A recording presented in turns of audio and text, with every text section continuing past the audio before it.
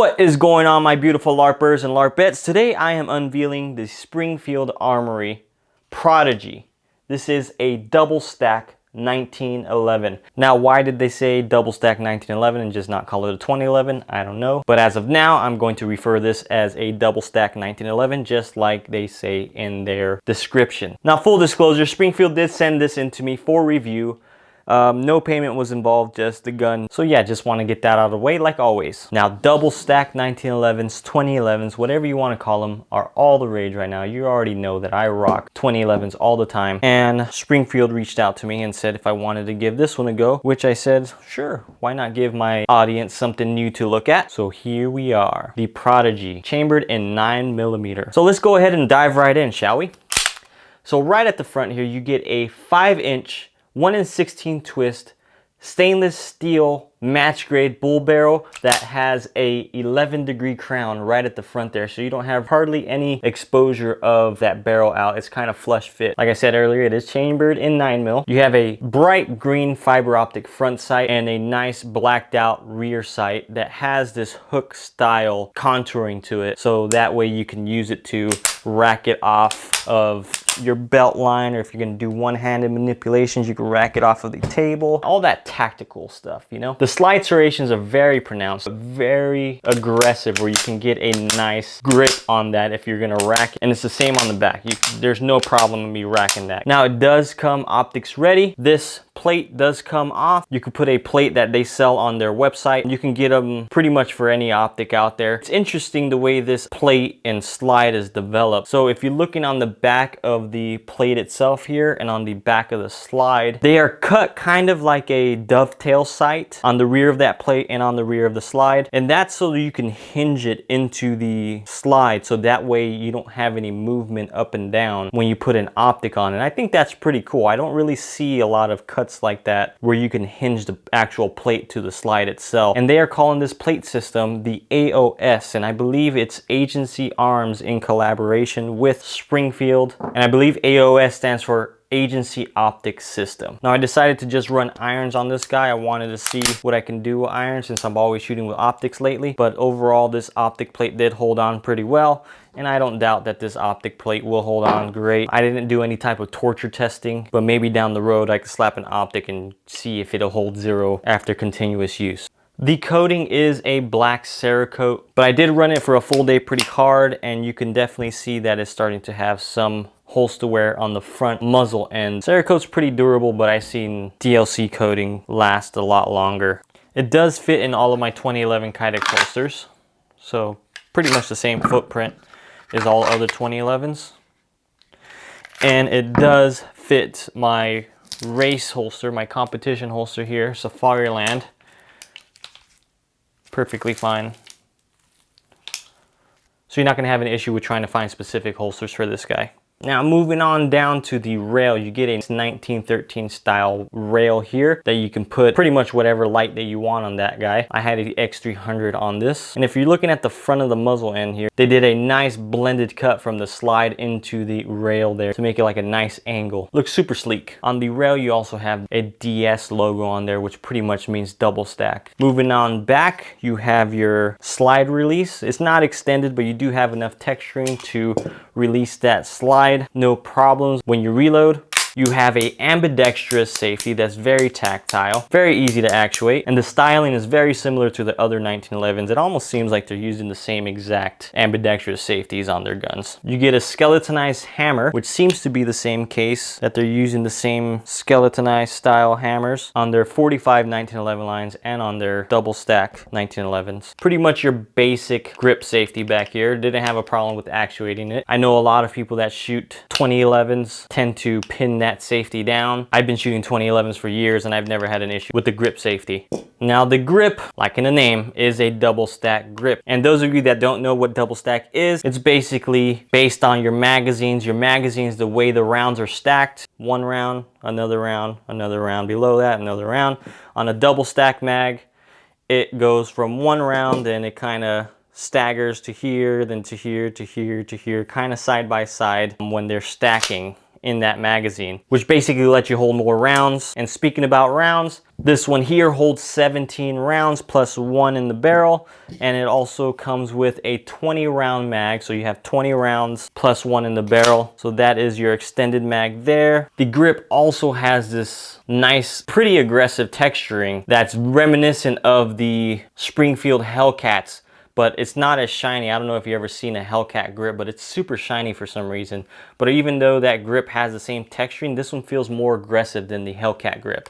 And they also textured the front of your trigger guard, because some people like to put that finger forward on the front just to get a little bit more leverage. And you also have this nice double undercut underneath this trigger guard, and they kind of scallop the front end for your middle finger to sit into, which makes it very ergonomic. The mag release is a textured mag release, and it feels a little bit more extended than others that I've felt before. Definitely more extended than this 1911, but again, I'm comparing the double stack frame to a single stack frame, so compared to other double stack 1911s, this one feels like it's a little bit more extended out. Now coming down to the bottom of the mag well, I did try to put on my Terran Tactical mag wells that fit on my other 2011, and it does not fit. This is too fat for it, so I don't know if they're going to come out with their own proprietary mag wells for this here. You have a very aggressive back strap. Overall, I didn't have any grip problems while shooting this. So lastly is the trigger. I like the design of it. I like that nice half moon shape and your like cheese grater holes on there, and it has some nice texturing on the front of that. The trigger does have a nice break and a audible reset. Little to no take up on that guy.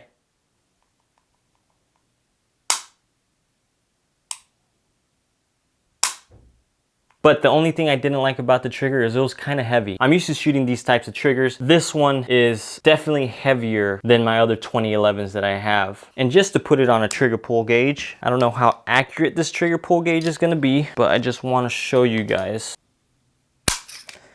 So it's breaking right at around 5 pounds. So let me do that one more time. So yeah, right at around 5 pounds. And just to show you guys on their other one, this is the Springfield Armory Operator. So this is breaking at almost 4 pounds, like 3.5, a little bit over 3.5 pounds. One more time.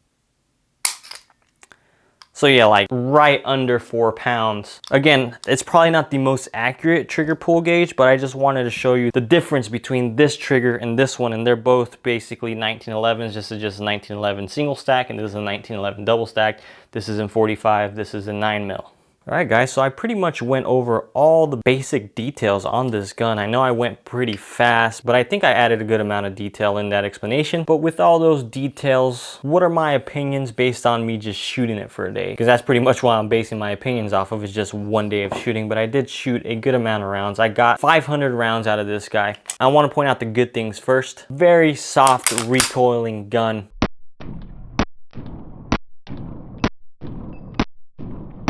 I was able to hit everything that I intended to hit, especially with that nice bright green fiber optic front sight. I like the ergonomics of this grip, and it fits really well in my hands. I didn't get to try the optic, but that's gonna probably come in a later video when I do some more reliability testing. Reloads were pretty simple for me. I'm used to reloading these type of guns. Reloads were a breeze.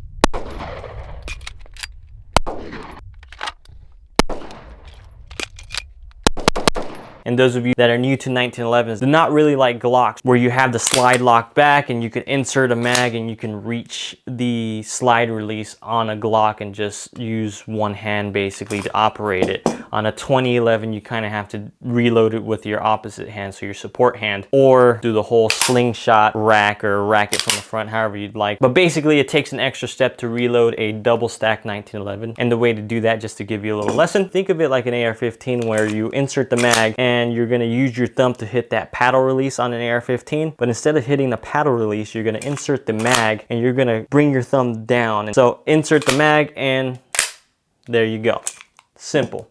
So with all the good, there is some downsides to this. And one of the minor downsides is the trigger. It's just a little too heavy for my taste. And the big issue that I was having, unfortunately around 400 rounds, I was having failure to feeds. Around that 400 round mark, the gun was getting a little laggy. And those that don't know what I mean by saying it's getting a little laggy is, it started building up carbon from me shooting it so much and probably being out in the desert with all the dust and dirt flying around. It was probably getting caked up inside this, and it was kind of making the slide a little bit slower, thus inducing a malfunction in conjunction with the magazine. And the reason why in conjunction is because on 2011s, the magazine has usually been the weak point to the system. Now, even though I was having those failure to feed issues, I was only having them with the Springfield magazines.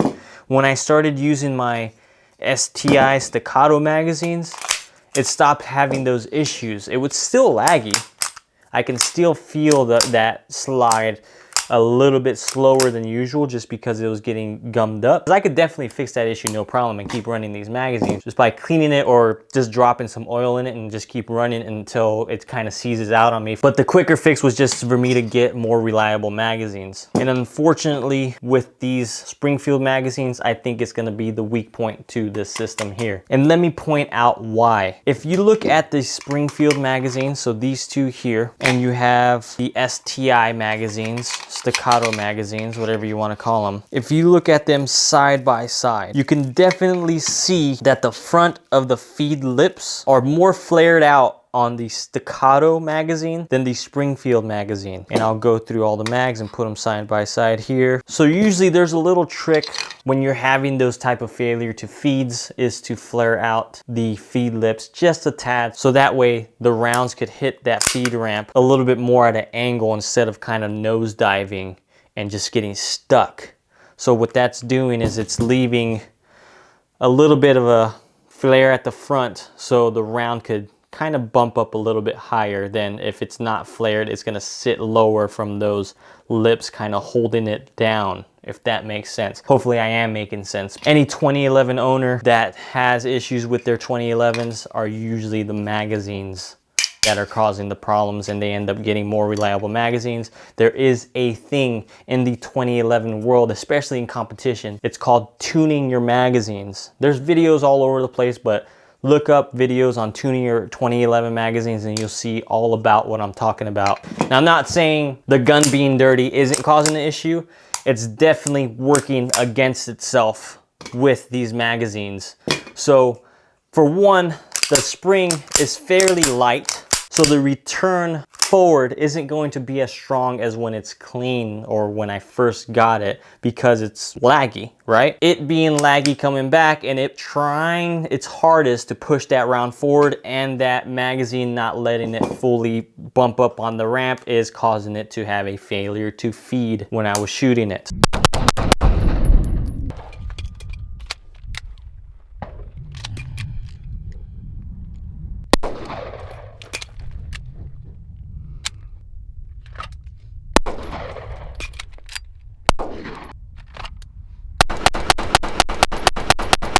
So like I said, I just used my STI mags and it ran perfectly for I only brought 500 rounds with me, guys, so it ran the rest of the 500 rounds completely fine. But yeah, regardless of those failure to feed issues, I believe I had maybe 3-4 failure to feeds within that time. It's still a solid shooting gun. So just do some research on the 1911 double stack 2011 platform and you'll be good to go, guys. And who do I think this is for?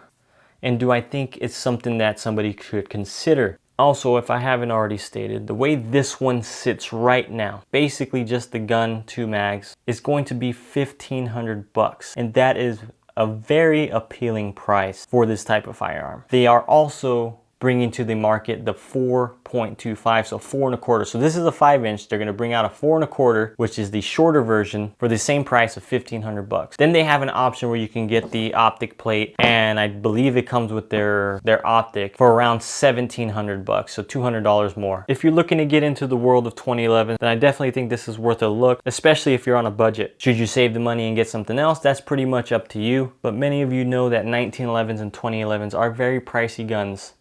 And for the $1,500 price on this guy, I think is very reasonable. Now obviously I only say that because of the way it sits. If you're gonna get this and get it the way it sits, don't change anything, you're pretty much good to go. But if you're gonna get it to be like, hey, I wanna put some money into a new trigger, or hey, I'm gonna go and get mine DLC coated and do something else, at that point you're getting up to other 2011 prices, and you're gonna have to kind of figure out if that's the route that you want to go. But as of now, for me, I have to run more rounds through this in order for me to feel confident in this firearm, just because I was having those issues. So I can't really speak for the reliability long term, but I am going to test this more, give you guys an update, and see how reliable it exactly is. But I'm pretty excited at the route that Springfield is taking. They're finally changing things up with their 1911 line, and I think they're going a route that they'll be able to perfect in the long run.